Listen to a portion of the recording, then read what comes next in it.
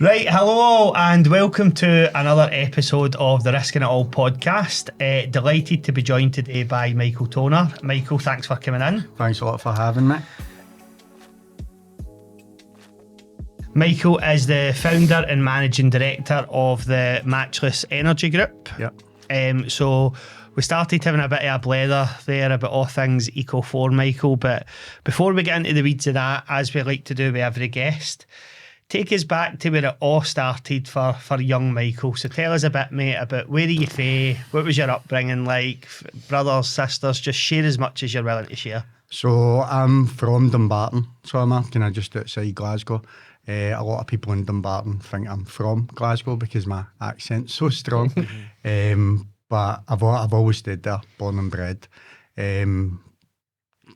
Get myself into all sorts of trouble back then. So I did, but school, well, if I was to start with my family, you know, I was really lucky. My wee ma, she worked hard to buy us a nice house in a nice area. So she did, me and my two sisters. But growing up, I had different ideals. I didn't really want to hang about in the nice area. I was venturing into the schemes and getting myself into all sorts of trouble. As young boys in Scotland love to do it. That's easily done. And your two sisters, were they older than you? Aye. I'm the youngest. So went to school down there. School was challenging for me. So it was, I could never really settle near a kid. I was always very active with like sports and stuff like that in school, but I could just never apply myself because I just couldn't settle back then, really, do you know. And it used to get me into all sorts of bother, which it was never intentional, do you know what I mean? But I think nowadays in schools there are a lot more understanding, do you know what I mean, and what they were back then. Aye, like nowadays there's an understanding of the different kind of neuro range of people, whereas back then it was just you were either smart or stupid. Aye. And if you were stupid, you stop acting up, stop distracting the rest of the class. Aye, exactly. That's exactly that. So I was like that all the way through primary school and high school. So I was, when I got into high school, I think the last kind of couple of years was just, they were a bit mental, so they were, to be honest with you. I never left school with any qualifications at all. I think the only exam I done I get good marks on was PE. I used to play a lot of football and that when I was younger. Kind of fell away for that as the years went on, but that was just a kind of long and short of it. It's just, you know what it's like when you're, I was obviously lucky enough that I was never brought up in the scheme, and not there's anything wrong with that, but like I say, I didn't have race surroundings or trauma I get myself into was self-inflicted, do you know what I mean? Because my wee ma tried her best to keep me away from all that, so she did. But when I was kind of going through school, you know what it's like, you get caught up in all sorts of stuff. And pretty much as soon as I'd finished my exams, I left school. And I actually... What age were you when you left school? 16. 16, right, okay. So I was, but kind of straight away once I had left school, I ended up in prison.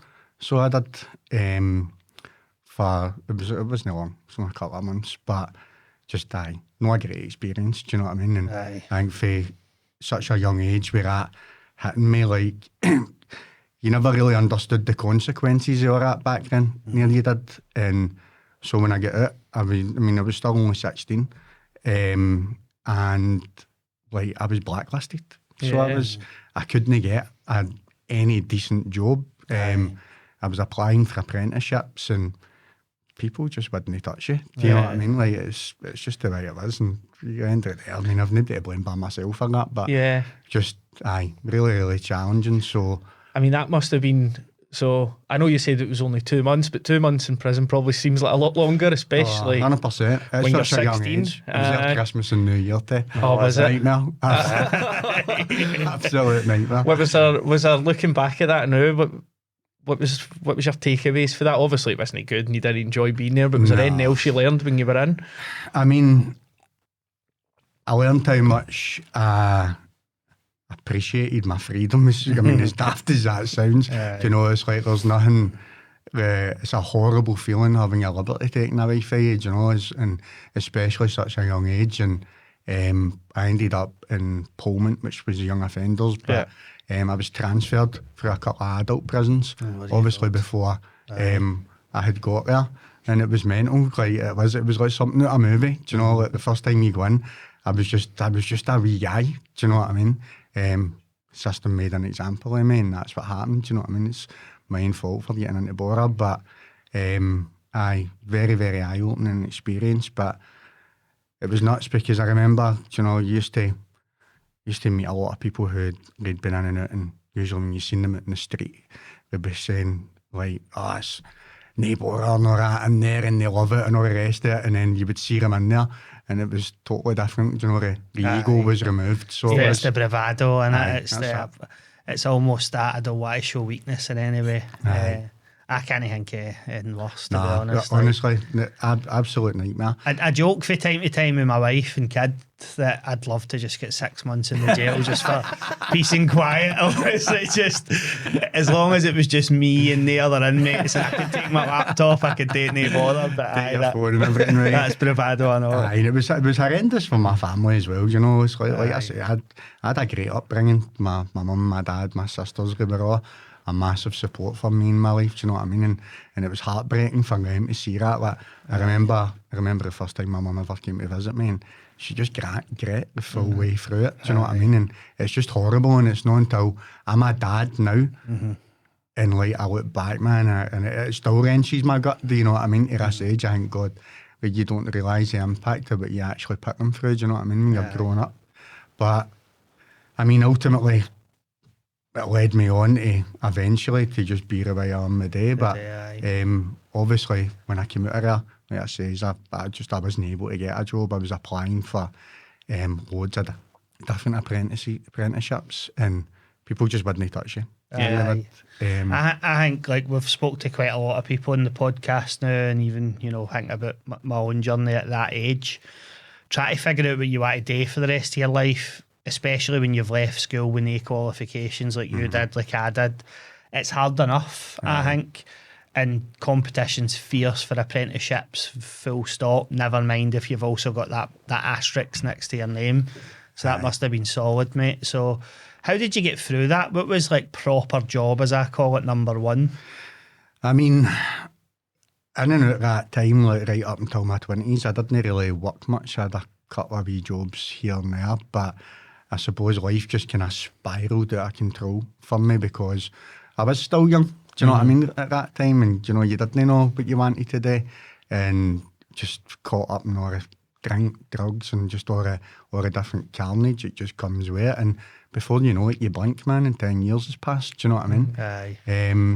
But I kind of got to my kind of mid-20s, and a couple of things had happening, and it was like a kind of wake-up call, do you know what I mean? It was like, right, I'm not a wee boy anymore, do you know what I mean? Like, things need to change. You can probably see people run about you starting to kind of... That's it, I was starting to get level up in their jobs. They were getting mortgages, do you know what I mean? Like, they were going and they were buying motors and getting finance and all these things, and you're like, hold on a minute here, what's happening? You're not the bam you used to be, do you know what I mean? Everybody's growing up, but obviously at that point, I had came across the adult trainee gas course, so I went and done that. I didn't really know too much about it at the time, you know, I just thought I had to do something, but it was actually me and my pal who'd went and signed up for the course, and the night before the course was meant to start, he pulled out it. So he did. I honestly. And he was just like, you know, I've heard you don't get a job out it, and it's a load of crap, you pay all that money. And was it a year's course? 6 months. 6 months. So it was, which isn't a long time, do you know what I mean? So I went with it, so I did, and I mean, it's been the best thing I've ever done, do you know what I mean? But that's fair play to you as well, because at that point in your life, obviously you've not got any qualifications and you've not really studied, so you know, anybody looking at a 6 month course is going to think, and this is anybody, not just you probably think, man, it's going to be tough. But anybody that's not got that background's even harder. It was so difficult because, I mean, the first day of college, again, you know, it's like I didn't wake up one day and be like, right, that's it, I'm changing my life. And I was a completely different person, you know, you were carrying a lot of baggage into that. And I remember the first day I went into the class, and I mean, I turned up late, I had no bag, I had no pens, like nothing. And they were going to run the teacher was going to run the class asking everybody basically like what their backgrounds were. People had just been to uni doing chemistry, there was electricians, plumbers, etc. And I'm sitting at the back of the class thinking, God, man, I'm going to make something up here. Do you know what I mean? Like, I have not done anything for the last 10 years. Imposter syndrome, I think they call that now. And like even just like all the calculations and all that, so I just didn't know how to work this stuff out. I mean, I was never daft, do you know what I mean? Like I just didn't listen back then. But like, if I'm showing something new, I get it like that. Do you know what I mean? But I'm older, I'm more aware, and I listen, do you know what I mean? But I applied myself. That was the difference, do you know? Like, as soon as I'd started it, I found that I was going to be a dad to my oldest. Right, okay. And it was just a case for me, it was like, do you know, whether I love, hate, or despise this, like, I just need to gear this everything, do you know what I mean? Because this is a chance for me, do you know what I mean? What age were you, mid-20s at this point? 25, 26. 25, right, when I started it, so I think having that responsibility there, it just made me go all in with it. And as much as like, I mean, I didn't know how to work out like ventilation calculations and all these different things, so I would be going in on a Saturday to like work with a teacher on my own to learn it, do you know what I mean? And then just applying it when I was in class. And I mean, it got to the point, like, they'd be doing calculations in the class and they'd be putting an example up on the board and they'd be like, right, who wants to come up and do it? But obviously everybody was that nervous. But I always made a point of doing it to just push myself and stretch myself. And before you know it, I was beating half of them in there, do you know what I mean? Because I just had that extra wee bit, do you know what I mean? That wee extra point to prove. So I went through a 6-month course, qualified, got my qualifications, and I ended up getting a job with a company, City Technical. That was my hockey on City. So I was actually on the Go Radio show with him last year. So I was, and it was mad. Do you know what I mean? It's like that's what I see. It's like there's always a bigger picture. Do you know what I mean? It's like where you're going to doesn't mean it's came full circle almost. That's where you're going to be later on in life. But I mean, the reason why I got that job was a wee boy there, Chris Craig. I done my placement with him and I was out with him every day. He's one of the kind of senior managers in there now. Amazing, just an amazing boy. Done so much to help me. But after I'd qualified, I was waiting on my certificates coming in. So I was still going out and working with him every day, but the company didn't know about it because technically I shouldn't have been. But I was like, I don't want to sit about and like forget all this. So it took months for the stuff to come through. And I mean, he was picking me up at 8 o'clock in the morning and I get dropped off when he finished. Don't know, that could have been 4 o'clock, 6 o'clock, or 8 o'clock at night. But one of the directors, they caught wind that obviously I was out doing that, and that's what got me the job. Because I essentially worked for nothing for nearly 3 months. Do you know what I mean? And they didn't know about it, so I wasn't trying to prove a point to anybody other than just get a head done and get on with it. And just think about, you know, that's such a massive lesson, I think, for MD listening and thinking, how do I get my start? How do I get going? Because we get it a lot for folk that want to get an agency going. Like, how do you get that first client? And I think a lot of people, the mistake they make is they start at the end point. So they see an agency charging folk maybe $1,500 a month and they're like, right, that's what I'm worth. But you can't be charging that for the off when you don't have anything to offer. You need to like work for free for a period to get that user case and credibility, or maybe even just a wee fee at cost, so that you still feel satisfied that you're getting something. But that's amazing, mate. Kudos to you, because I tell you what, especially in today's world, there wouldn't be a huge amount of people in their mid-20s going, I'll go out for free for a couple of months and I know. Keep sharp. And I mean, I suppose it's like until you get out of you put into it, and I mean, it kind of set me. I've always had good people in about me in that industry, but it's because I've always tried that extra bit more, you know, like people gravitated towards me.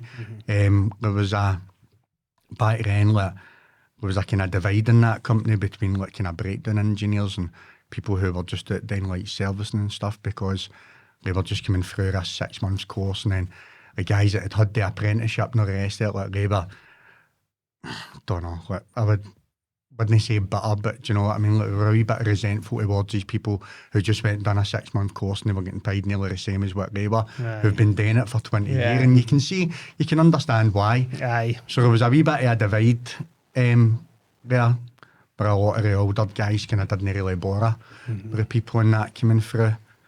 But I managed to win them all. Like, I mean, if I was on a job and I would phone them and I'd be like, look, mate, I do not have a clue what's wrong with this thing. But if you talk me through it on the phone, I'll always get a bash, save you having to drive into the job. And they appreciated that. Do you know, like, so they did. And then they would come down and they'd be talking me through the stuff, and I'd be on my phone taking notes, but I'd always make a point of telling them, like, I'm taking notes here, I'm not texting. Do you know what I mean?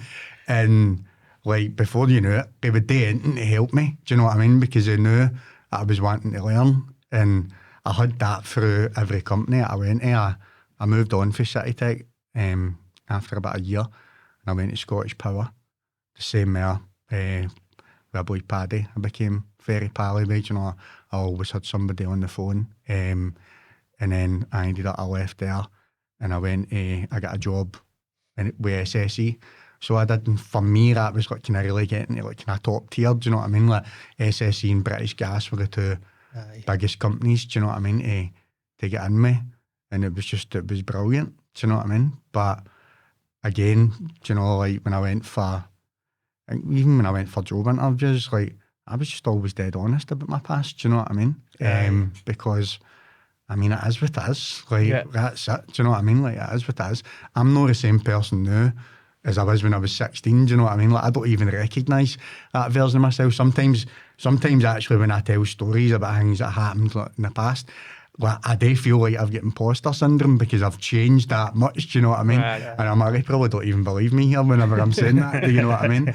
But it's just what happened, do you know what I mean? And I genuinely believe it is one of the main fundamental reasons is why I've managed to do everything that I've done so far, because my back was against the wall for such an early age, do you know what I mean? And I had so much to prove, and I had so much responsibility as well, by obviously being a dad and stuff like that as well. So I mean, hats off to you, mate, because I mean, listening to that, there's so many points where you could have just went, nah, enough's enough. Enough's enough. I'm down in tools. I'm going back to what I was doing before, because, you know, let's face it, if you're 16 and you come out that environment, for the next 10, 12 years, you probably just hit barrier after barrier with that. So, you know, hats off to you for no giving up. I think that's the key thing with that, is just keep trying, keep learning, and it will happen. See when you got the heat down and get focused on work and your wee one had arrived, did you find in time that because you were so focused on that, all the craziness in your life just started to organically disappear?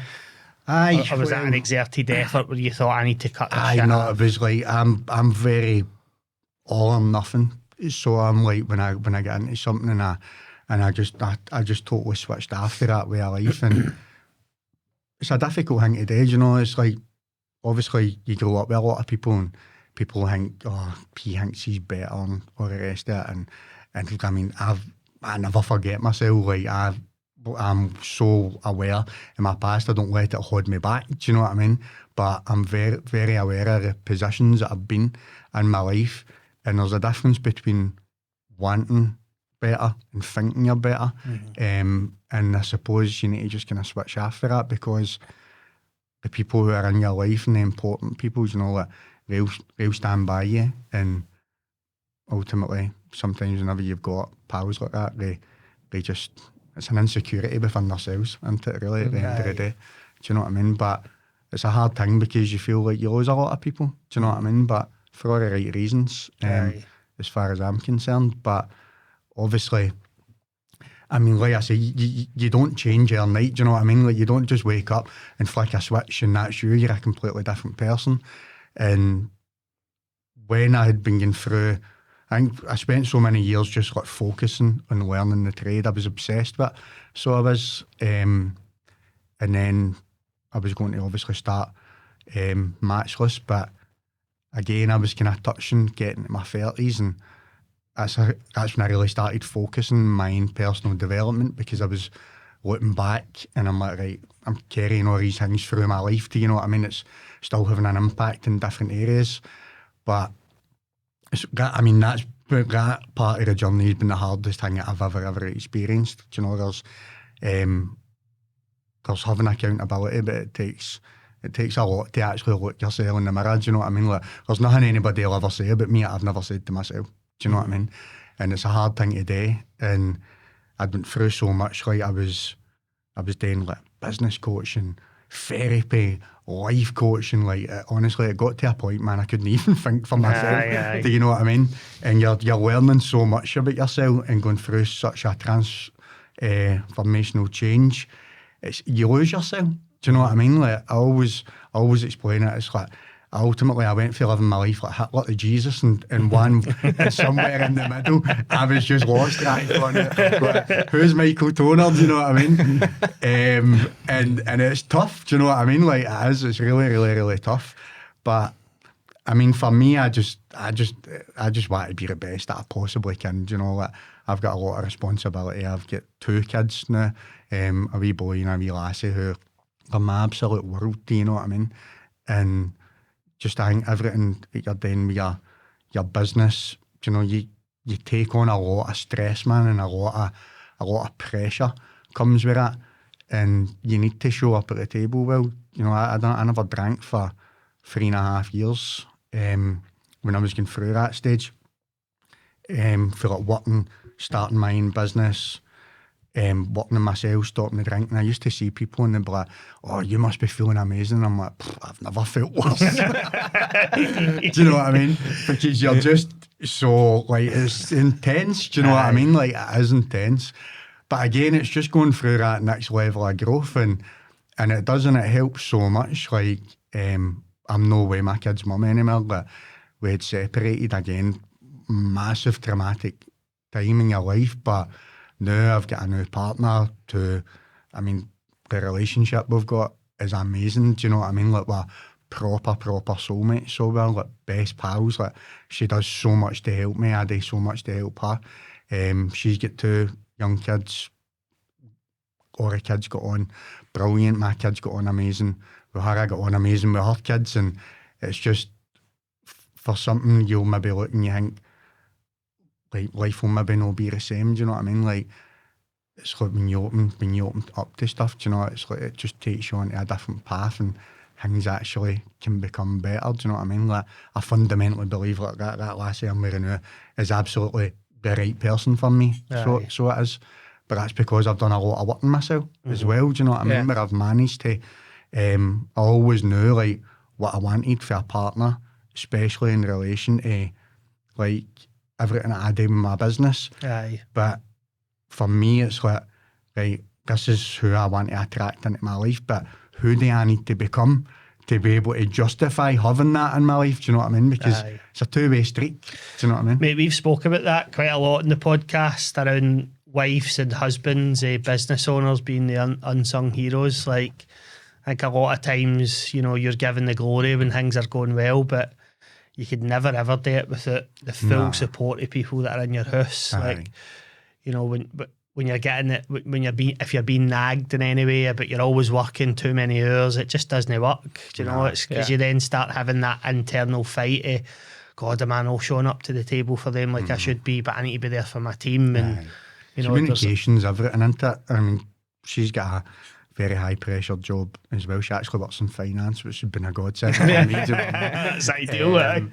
But and it's having that understanding with each other, and it is communication's key. Like, if you can communicate, anybody I've had a great relationship with in my life, I've been able to communicate with them well, and it is the fundamentals of everything. Do you know what I mean? Well, we skipped a few steps there, right? We did get into Matchless, but before we get into that, so you'd gotten your job with SSE, you felt like you had reached the kind of creme de la creme within the industry. Well, we actually get made redundant, so we had done that. It was part of the OVO SSE takeover, right at the beginning of COVID. Oh God, right, aye, timing. And is that the thing that gave you, like, the question we always like to ask people, right, is that, you know, title of the podcast, Risking It All. There's typically always a wee moment where you have normally in your own head where you think, I could maybe do this a bit better, or I could do this for myself and create a great life for myself. Can you remember when the thought started to ring about in your head?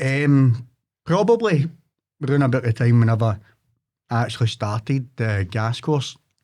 I was doing a lot of property and stuff like that back then as well with my pal, buying, selling, renting houses. So I've always been ambitious, so I have. But whenever we all get made redundant for SSE, we actually got offered. So OVO Energy own Corgi Home Plan, right? So they actually gave us a 12-month contract where they would guarantee us a minimum amount of work. Right. Sold us all the tools in the van for £1, and it was an amazing opportunity. Do you know what I mean? Like you were never ever going to get a better start for starting up your company. And I was actually surprised so many people never took it. Yeah. Nearly did. There was only a handful of us. So at that point, like I was all in. It was like sky was the limit. So it was, and I actually didn't realise what it was going to take to get from the ground to the sky at that point. But I was just full steam ahead for the word go. I had office staff pretty much instantly, people working for me instantly. I'd invested a lot of the money I'd made for doing the property into Matchless, but it was carnage. So it was like I say, obviously with my past, and as much as I had ambition and drive and all the rest of it, like I absolutely did not have the fundamental skills to actually grow a 7-figure company. Do you know what I mean? Which I've done in the last 4 years. So many hard lessons in there. Like, so many. People used to talk about marketing and I'm like, what's that? What's marketing? Do you know what I mean? You just didn't get it. And then all the depth between branding and lead generation and social posts and SEO and just, it's nuts. Do you know what I mean? It's hard for a lot of business owners to grasp that into it, but and that's just one arm of your business as well. So you're dealing with them all.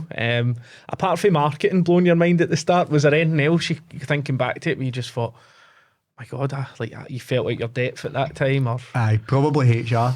Do you know, it's like I say, it's a totally different way of life. Do you know what I mean? And I think sometimes how you would maybe personally want to deal with a situation when you have a responsibility of being a business owner, you know, like you need to be so careful how you speak to people, how you react to people, how you deal with people. Do you know what I mean? Like it's a completely different world.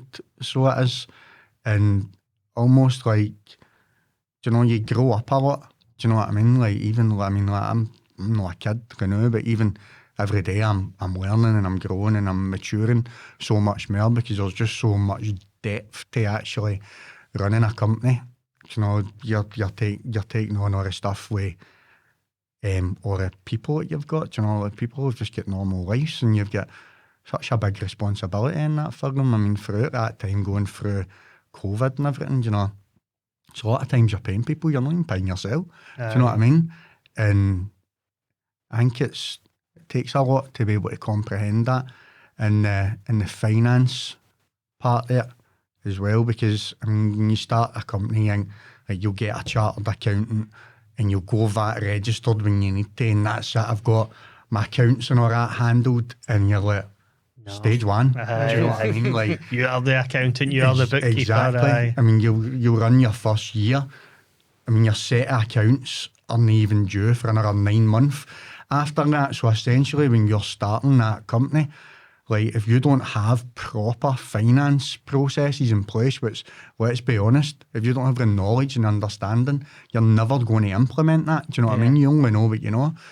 Essentially, you're not getting proper financial information in a business until you're nearly 2 years down the line. Do you know what I mean? And we grew really, really quickly. I mean, our first year, I think it was only 3 years at the time. I think we done 250k turnover. which was a lot, year Yeah. one. Do you know what I mean? But try to handle that and contain that and all the moving parts that go with it. Stacking Tapper, implementing CRM systems and marketing and everything that goes with it. And recognising that's not all yours. It's being smart enough to, as it comes in, right, that goes to there for the tax man next year, that goes to the VAT man next quarter. All that stuff, as you say, nobody teaches you. You probably learn by getting a bill in and going, I've not got the money for that. where did that go? Right, we've scraped by, but we now need to get a system in place that means that as it's coming in, it gets filtered away, and it's we treat it as it's no our money. Yeah. It just comes in and it goes away, and we don't see it. And I definitely learned the hard way with that. From my perspective, my first accountant was an absolute rogue, right? Taught me nothing, told me nothing. For the first couple of years, had no understanding about anything. So I was very much the naive business guy to start thinking, all right, end of year accounts, I'll just listen to what he tells me without actually thinking, is he telling me actually right? Aye. You know, so I went in a learning curve. I think business owners can fall into a trap of just assuming that all the advice they get's right. I heard somebody saying, I think this is good advice again for anybody listening. It's that you kind of touched on it, Michael, is that a lot of people when they're starting out, they think, right, I've got an accountant and it's his responsibility to know the numbers so I can forget about that. You need to flip that mindset. You need to learn it and understand the numbers so that you can go to your accountant and say, these are the numbers, give me some advice. How do I save on tax? Is that right? You can't just run blind and go, the accountant will figure it out at the end of the year. It just doesn't work. You just end up getting yourself into bother. And I can definitely see how guys in the tools in particular, in the beginning, it must be even harder. It's fine for us desk jockeys. We're in front of a computer 8 hours a day. So it's just, you know, you've got software there. It kind of does it for you. You've got all the time in the world to go, right, I'll take care of that. I'll make sure that I'm organised there. Whereas when you're out and about and doing a million things and going to the plumb centre and going to a customer's house and then sitting at 9 o'clock at night when you just want to be in your bed trying to do that stuff, it must be solid. You're firefighting so much, and I mean, obviously when we started that, we went through COVID, and then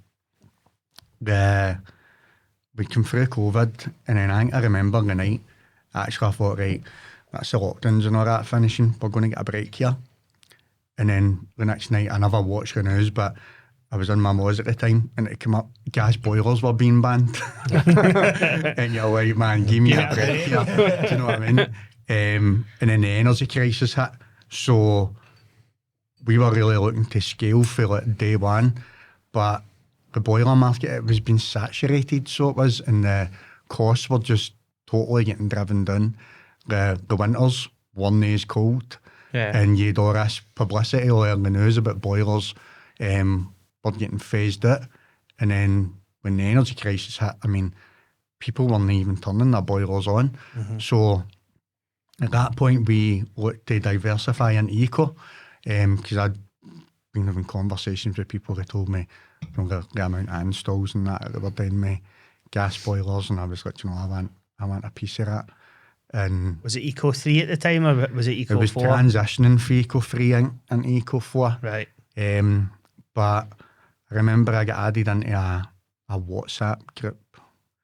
It's like loads of people all in the UK had been added into it. Just loads of different business people.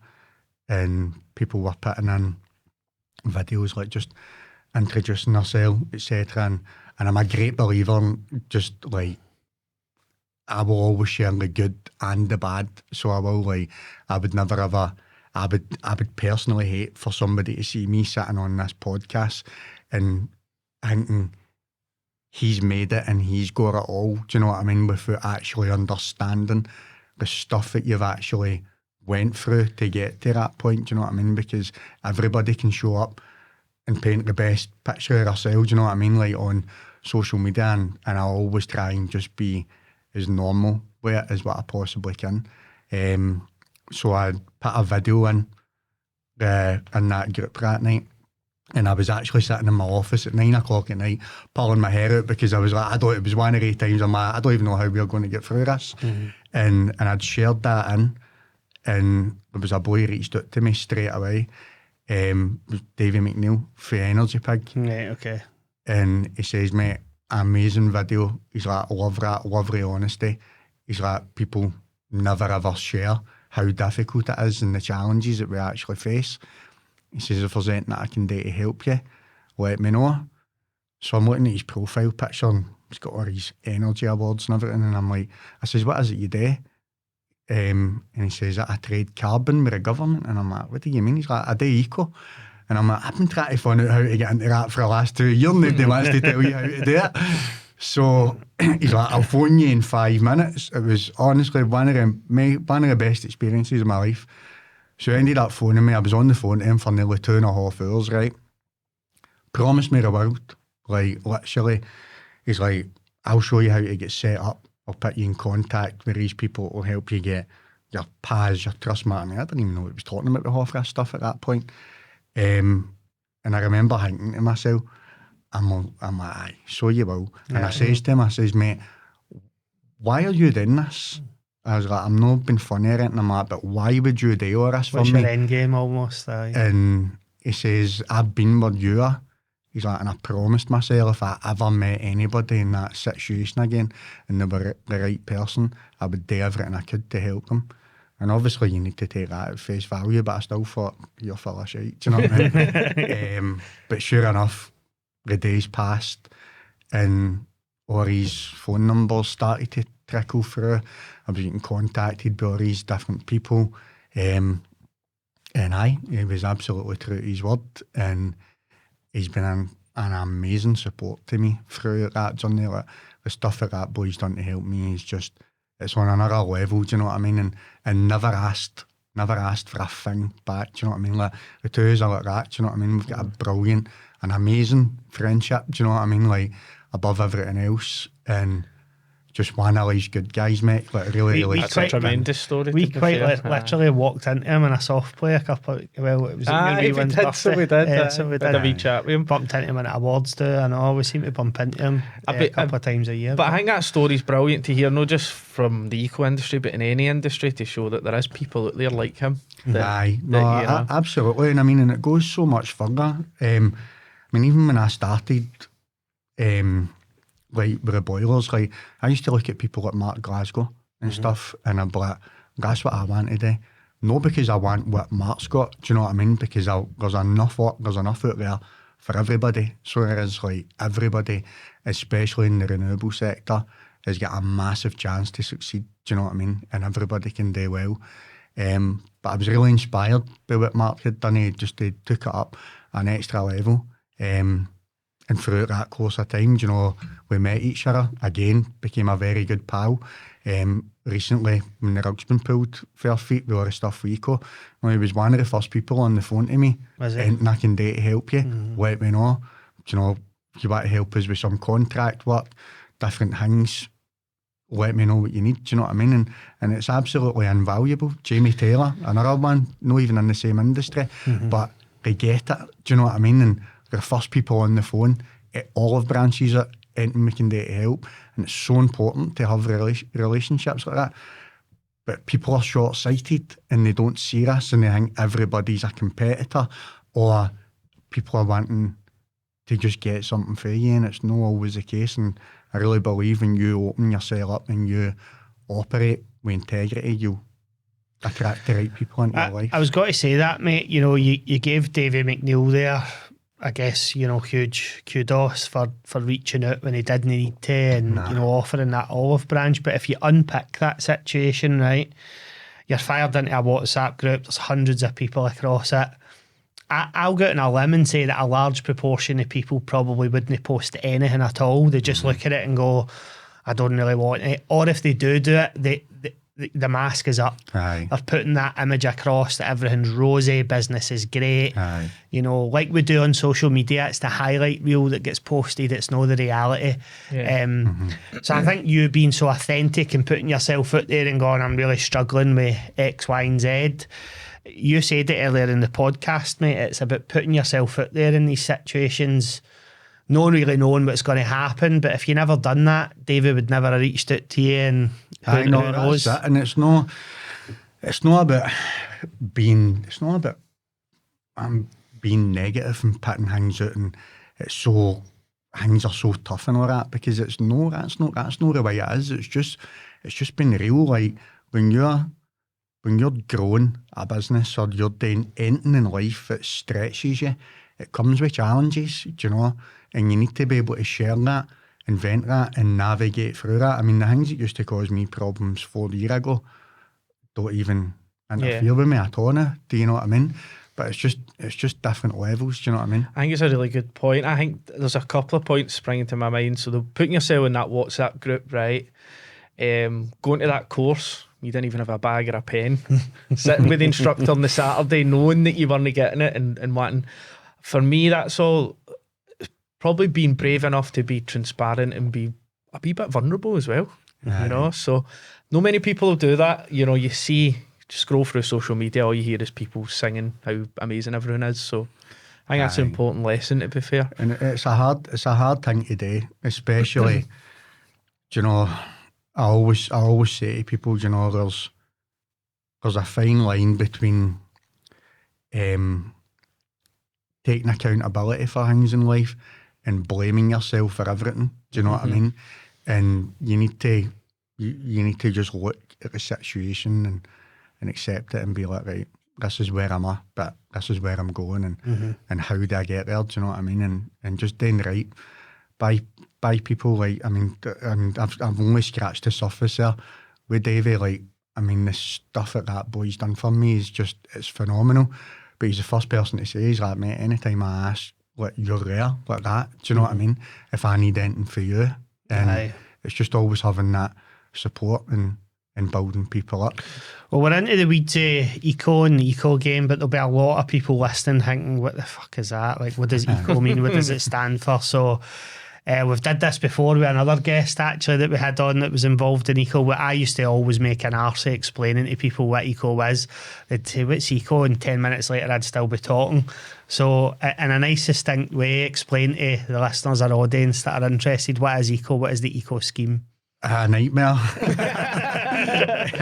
But I believe the eco scheme is an absolutely fantastic opportunity. Very, very difficult industry for any business to get into. So it is, but I believe it will be one of the main leading factors in achieving net zero. It's been around for years. So it has. I think the industry as a whole needs more stability for installers to be able to navigate through the peaks and troughs of it. So I do. One of the industries where you absolutely need support, whether that be for a marketing agency who understands the industry, whether it be for an installer who understands the delivery of the scheme. But essentially, it's set up to help fund people in fuel poverty through qualifying benefits, low income, health conditions. It's funded by the utility companies. A lot of people don't know that. They think it's funded by the government and it's affected with different budgets. But it's fantastic, and when it works, it's great. And there's a lot of people who have done well at it. I see a lot of people will give some installers criticism on LinkedIn and that way, where we'll slag people off who have managed to go and get themselves a yacht or whatever it be through a scheme. In my short time being in it and the experience that I've had with it, anybody who's managed to get to that stage, been navigating through all the stuff that you get with it, and have managed to go and get a yacht, fair play to them. I hope they get another one because they deserve it. So they do. And that goes for anybody, for lead generators, retrofit assessors, installers, managing agents. You know, everybody plays a part, and when it's winning, it's great. But obviously, recently, with the delays and everything like that, it's been catastrophic for a lot of companies.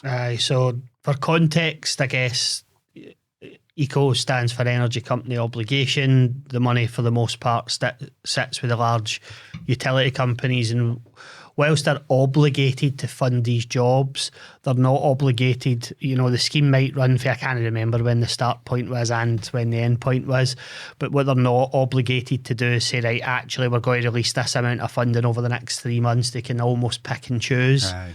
And that creates a bit of boom and bust or feast and famine within the industry. Where, last year things were rosy, everything seemed to be singing, funding was there. Ultimately we Mrs. Patricia Jones that needs the heating upgrade within our house is benefiting to the tune of going from being Baltic in the winter to having a good bit of heat to, it feels like overnight the rug's just pulled and then funding starts to dry up and then fitters like yourself who have built your business up are left with all your staff, all your overhead, but there's no funding available. So it's like, I've got all these jobs, I can't go ahead with them. And I'm right in saying, and do correct me if I'm wrong here, but if we Mrs. Patricia Jones is eligible for a job, you're funding the entirety of that. You're buying the kit, you're paying your staff for labour. You then get that money after the fact back for the utilities company. So if you can't get it, you've already spent all that money, and it's catastrophic for businesses. Like, it just isn't. We touched on it before. Obviously, we started. I've been to a couple of these seminar days whenever they've had people fill it off, Gem and everything there, and talking about the delivery of the scheme. And I just can't understand why they wouldn't have installers who have been in these programs for years as part of that board, because they'd be able to contain the delivery of it so much better, which would create a lot more harmony, do you know what I mean, like within the industry, because I feel like you see a lot of people posting and a lot of people can be resentful towards the scheme because of the boom and bust factor, which is completely understandable. Like, if you've got somebody out there and they've went invested their life savings into growing a company and they're only set up for that industry and they've went and fitted all this work, funding gets pulled for them and they can't submit it.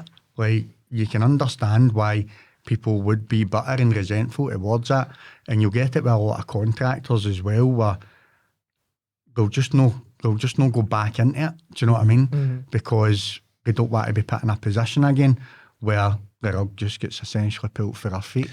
And see, through all of this, when funding has dried up, has there been an opportunity for fitters, whether it be you or other people like Davey, to actually go to the utilities companies or managing agents and say, what is actually happening? Why is this funding? Like, have you been given any sort of explanation? No, really. You hear bits and bobs. I mean, there's all, it's like anything with this stuff, there's always loads of speculation into the reasons why. Essentially, I think the main reason is they overspent at the beginning of the scheme.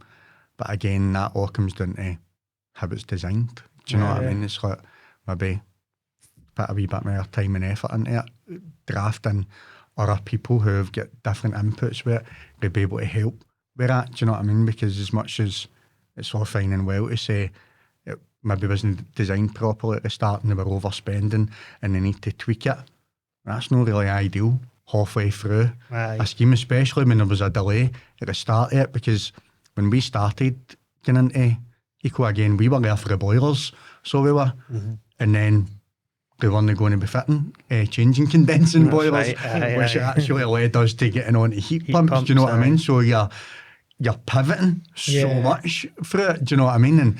And the impact, and I mean, it costs you an absolute fortune to operate inside this with all the accreditations that you need, and it's not, it doesn't take 2 minutes to go and get your PAS, your Trustmark and your MCS. It's a lot of paperwork, especially for companies who are predominantly just out in the tools and doing installs. Like, it's a beast on its end, you know what I mean, to be able to try and contain that. And I think that goes back to your earlier point about, hats off to anybody that's managed to make it work, because we've worked with eco-fitters obviously for some time now, and we kind of feel the pain as they feel it, and we also see the other side of the fence. So we can see in our advertisements, customers that maybe have agreed an install date that's had to be pulled, and then they're on the social media and they're, and then it looks terrible on the installer, so it does, and ultimately you can only do what you can do. You know, there's no business out there that is going to just go and fund thousands of pounds into a project and know that they're not going to get paid for it. It's just not going to happen. But ultimately, it's not always received that way, is it, in the background? And again, you totally understand it for a customer's point of view. Aye. But I mean, when it works, it's brilliant, and hopefully, I think I heard there was a big consultation about it yesterday. I seen that on LinkedIn. I didn't know anything about it until I seen that post, but I heard there was a consult. I've not seen anything post that consultation online, but aye, fingers crossed. As you say, it's speculation depending on who you talk to. Some people say, "Oh, be fine by December." Other people are saying, "Not by January, not by March." And all that. You got to keep up. You can. My head explodes with uncertainty. So I'm not really part of any of the WhatsApp groups or anything, because I just can't go over that speculation. It doesn't do well for me and my day-to-day sanity. Near it does. You can only control what you control, do you know what I mean? So, and when it comes back, it comes back. But I mean, the biggest lesson for me is you need to have diverse interests. But again, I touched on it before we started. You know, I'll speak to a lot of people now, and they'll say about, why did you not keep the boiler stuff going? And we've always done an element of it, but again, we did move away from it a lot, because it's plastered all over the media. Gas is being phased out.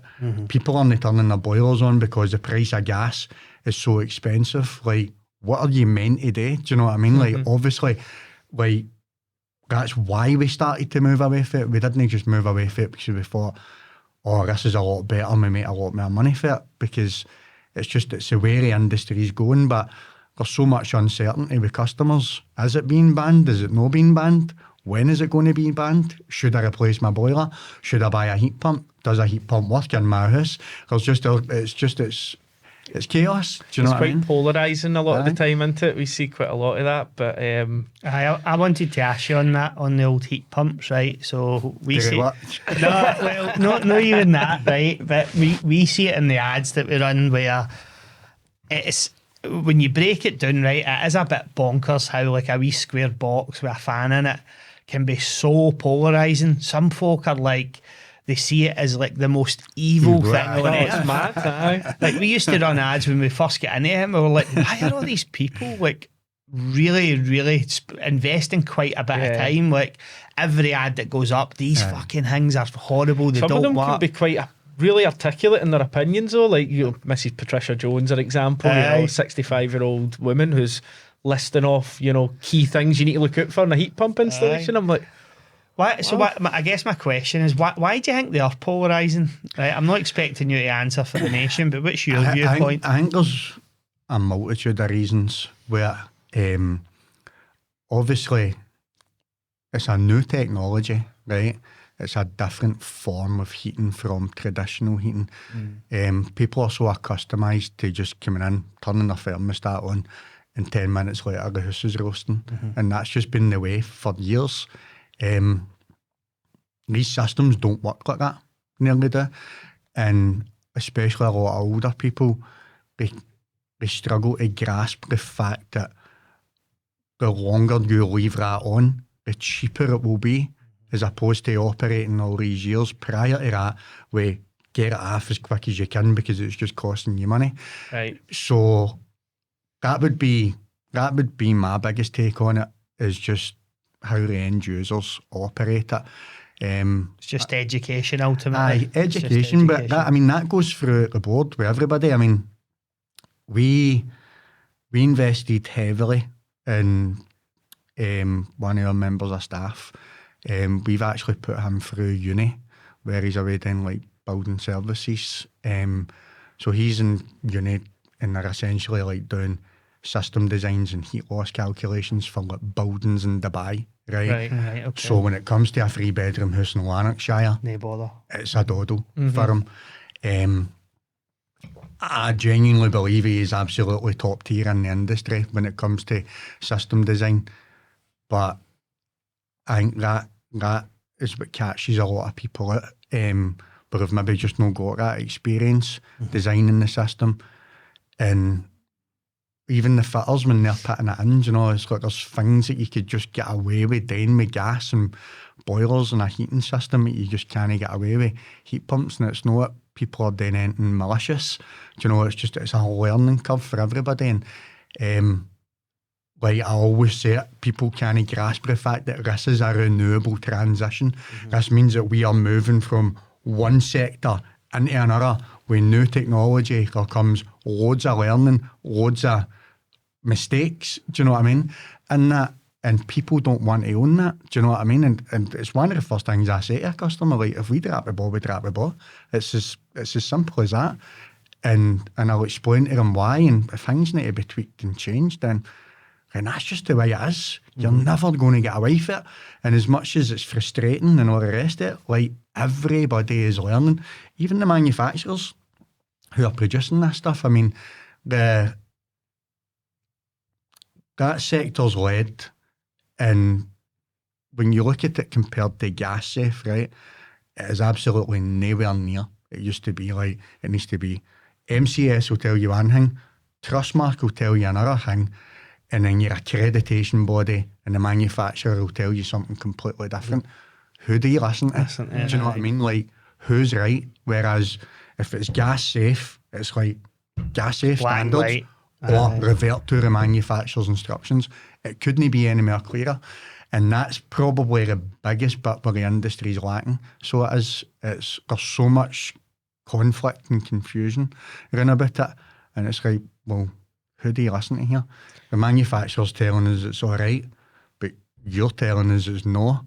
So who's the go-to? Do you know what I mean? You listen to me, Mrs. Patricia Jones, the keyboard warrior, that's Auntie's uncle's Doug at one, and you know, I find it so interesting how, and I guess to a certain extent I'm being facetious, because if you're one of the especially elderly customers that's maybe had a bit of an install that's botched, as you say, maybe no through malice, just through somebody installing it and just no quite grasping what they need to be grasping yet to be nailing it.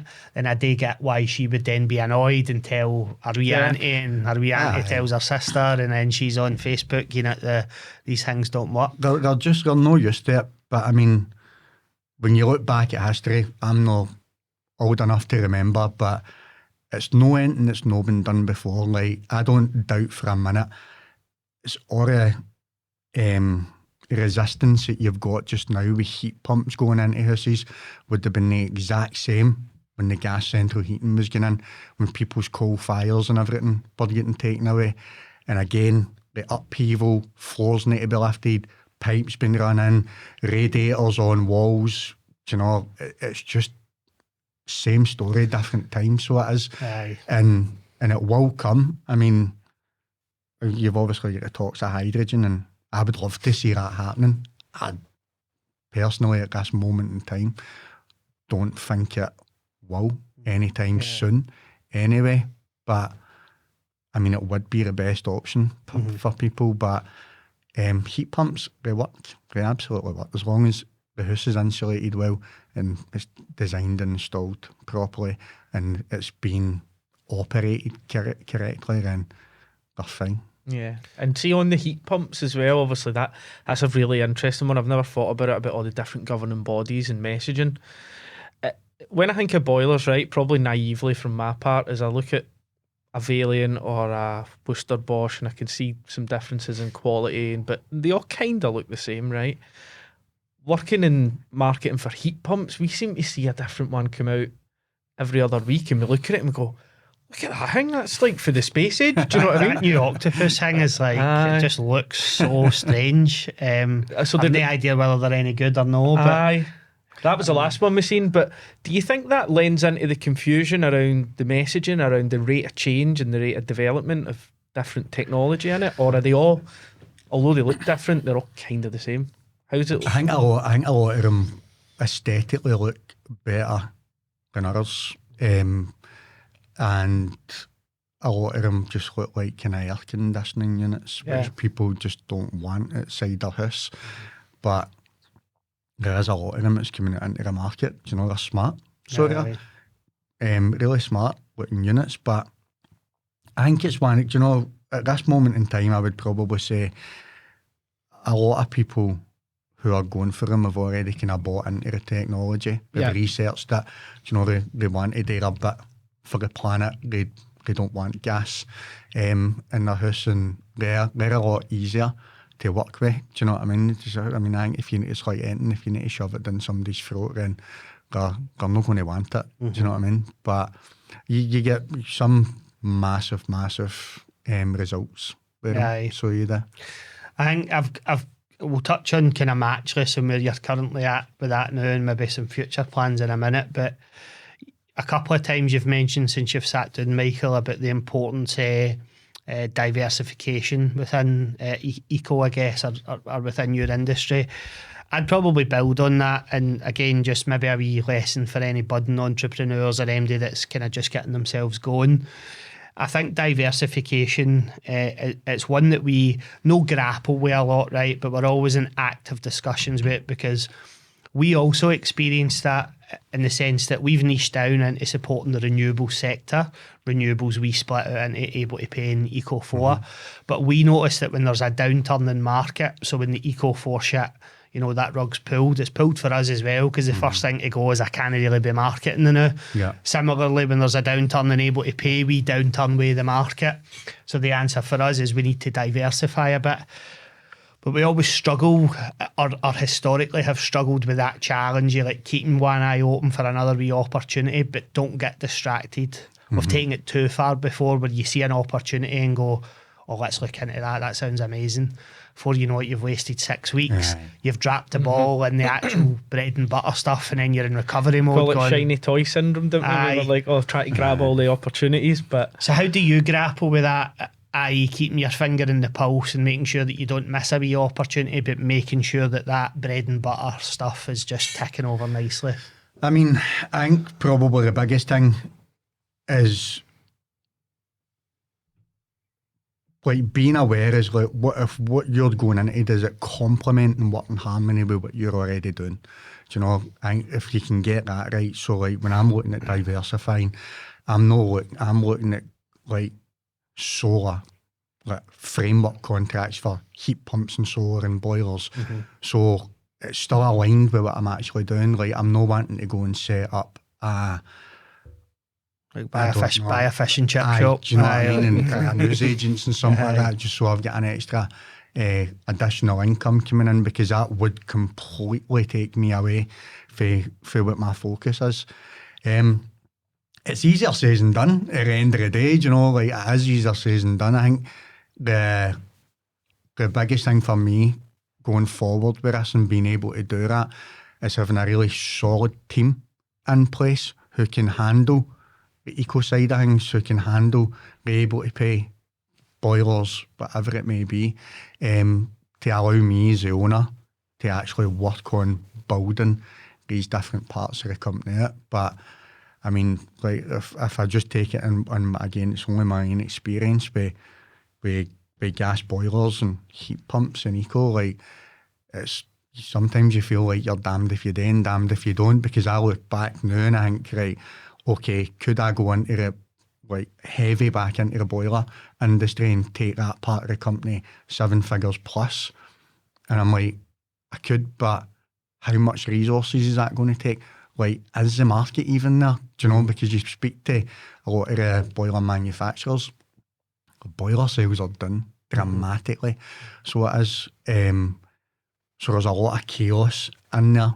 I believe as a whole, the renewable industry is going to be one of the biggest things that any has ever seen. I don't think we're even going to be able to grasp how big it's going to be when it actually catches that traction. But just now, there's so much uncertainty for marketers, installers, everybody. But I mean, really, for me, when I'm looking at diversifying, it's just it needs to be things that complement the fundamentals of what we actually do. Aye, that's great advice. And I think my opinion on that, like, you know, again, you've touched on it a couple of times about how big this renewables transformation is going to be. I'm with you, we're on board. That's why we've chosen this sector. I think it all hinges on funding. even in the able to pay world, I think with the best will in the world, right, like the kit's getting cheaper and cheaper and cheaper, so we'll see what happens over the next 10 years. But it's still really unaffordable for the vast majority of people. And if we want to get serious and look at true mass market adoption, something needs to change. I don't know whether that is the kit just continues to get cheaper to a point where we can go, right, actually, to stick a wee battery and 6 panels in the roof, now I probably can afford to do that, or whether there needs to be another government incentive in the form of a grant, a loan. It feels like there's a missing part between where we're at now and where we want to get to, which is that mass market adoption. We're just not there. I think funding's the key. Aye, I totally agree with you. And consistent funding and easy to access funding as well is going to be the most crucial part of it, because let's be honest, you know, if people have got other priorities in life, and like heating, solar, these aren't really impulse purchases. No. Do you know what I mean? Like bathrooms and kitchens, and you're never going to take somebody into your house and take them outside and be like, oh, look at my lovely new solar panels that I've just had. Come and see my heat pump at the back. Do you know what I mean? Some folk might, do you know what I mean? But it's not the same as new flooring and kitchens and bathrooms. It's not you know sexy. No. It's not sexy. But it's essential. So it is. And ultimately, if we want to get to net zero by 2050, then things are going to need to happen. So even with the training and upskilling people in the industry, like, it's going to take massive investment to get to that point. And I think it will. I think it needs to. Do you know? It absolutely needs to. But it's just putting a wee bit more at the back of it, and a wee bit more support, and making it accessible to more people. It's going to make all the difference. All right, mate. And Matchless Energy, we've spoke about it plenty today, but give us a sense. Like, many folk you got at Matchless now, roughly? So now we've scaled down a bit. So we have, we were sitting around about 30 people at the tail end of last year, but obviously, given everything that's happened in Eco in the last 6 months, you know, we've had to make a lot of hard, tough, like, gut-wrenching decisions, you know. Like, there's been times throughout that, you know, you feel like, and I'm sure I probably speak for millions of companies out there doing this, you're operating in quicksand, you know, and there's an element when you're going through that, like, you essentially feel like you're dismantling your dream in front of your eyes, do you know what I mean?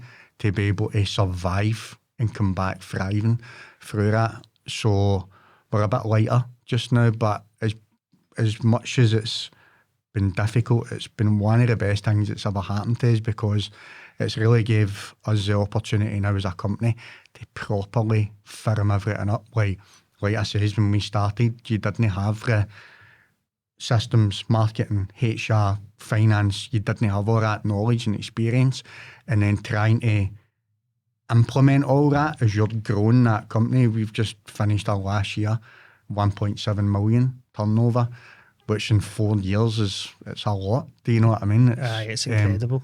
So it is, but it's been absolutely chaos. So it is, and I love the chaos to a certain degree, but like, knowing what I know now, it doesn't need to be that difficult. Do you know what I mean? And getting it's the stress on your team as well, isn't it? I would imagine at the levels you can start to see the stress on them. They're like, I like it here, I like the culture, but this is a lot. Like, there's no getting away from it. Going from 0 to 1.7 million in 4 years, like, that's stressful for all. I mean, we were fitting 30 heat pumps a month, so we were. And when we went and got our heat pump accreditation, like, I had to put on a group, one of these Facebook forums. Like, I asked anybody if they wanted one, basically fitted at cost price, just so we could get our MCS. Right, okay. And you've went for just stumbling into getting that to going to 30 a month.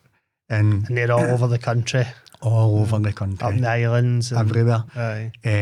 So it's chaos, and I feel like when you're trying to implement all these different things in your business, you're essentially trying to run downhill and tie your shoelaces at the same time. Do you know what I mean? Like, it just doesn't work. But now this really has given us a proper opportunity to really streamline everything into the company, so we can go for massive growth. Do you know, I've not come through all this for a laugh. Neither have, and we've got really big targets and goals that we want to achieve over the next 5 years. And the people always ask me, you know, would you want to exit? I'll always, just now we're building to exit. I think everything that's coming with the renewable industry, 5 years' time, it will probably just be getting proper traction. So at that point in time, will I want to commit it? Probably not. Yeah. Like, you know, but I really believe it's going to be absolutely massive, and it's going to transform like so many people's lives for loads of different reasons. But what are the future plans? What's in your head? Like you spoke about some of it there, but is it just continuing to do what you're doing, continue to learn, educating your people, growing organically? Ideally for me, I want to be able to remove myself for the day to day. That's my kind of first focus, and really get a proper operational team in place where I can support for a higher level and just support them in diversifying into all these different sectors that we want. Because I mean, we want it all, but you talk about it, it's not an easy thing just to diversify. You know, we want the big maintenance contract part of the business. We want to be on the frameworks, solar, heat pumps, boilers. There's so much, and there's so much there for the taking, but it just takes time and structure. Have you thought about acquisitions yourself, acquiring other businesses and folding them into the empire? Nah, I think probably the first thing if we were ever going to do that would be an electrical company to support with solar. So we've done, I know a couple of people that have done that. I think kind of looking now, it would probably be a lot easier to buy a company. I already kind of had that infrastructure there, but we'll see what the future holds. Never say never. Aye. And listen, I'm sure you're aware of this anyway, right? But just in case you're known, it's no obvious. Going for somebody that at 16 years old was locked up in the clink, left with that asterisk in their name. Like, I don't want to get too cheesy about it, mate, but getting to where you've got to now, you know, 20 to 30 people in your business turning over 1.7 million, like you're in the 0.001%. It is so impressive. So I dare say that, you know, there might be the odd person that's having a listen that maybe necessarily hasn't come out of the jail, but are just in a right troublesome period in the beginning of their working life, or maybe even in their early 20s. Hopefully this acts as inspiration for them, but what words would you have for anybody that's listening that's going through a problematic period in their life to just help give them a bit of inspiration that anybody ultimately can do it with the right mindset and graft and all the stuff that you've spoke about in the podcast today? I suppose resilience has always been the biggest thing, and you know, you touched on it before. There's so many, it's so easy to be in a situation and just feel like throwing in the towel. But I had a mentor that I worked with back then when I was going through one of the challenging times in my life, and he says to me, Michael, if you feel like you're in hell, why would you stop? Do you know, you need to just keep on going until you get through that, and the tide needs to turn eventually. Like, it just will not always stay like that, and I've learned that in so many different situations, you know, and things are just never as bad as what you think they're going to be. Aye. All right, mate, thank you. Well, I think that's as good a place as any to potentially wrap up. You got to say something there, No, Barry? just, you know, thanks for going through everything and being really transparent and authentic, and, you know, exactly as your full stories came through. And I think, as Brian said, MD sitting in that position now, yeah, I'm sure they'll take a lot for that, mate. So thanks a lot, guys. Cheers, thank you. Pleasure. And just before we wrap up, if anybody that's listening thinks that they might be eligible for a cheeky wee eco upgrade, where can they find you?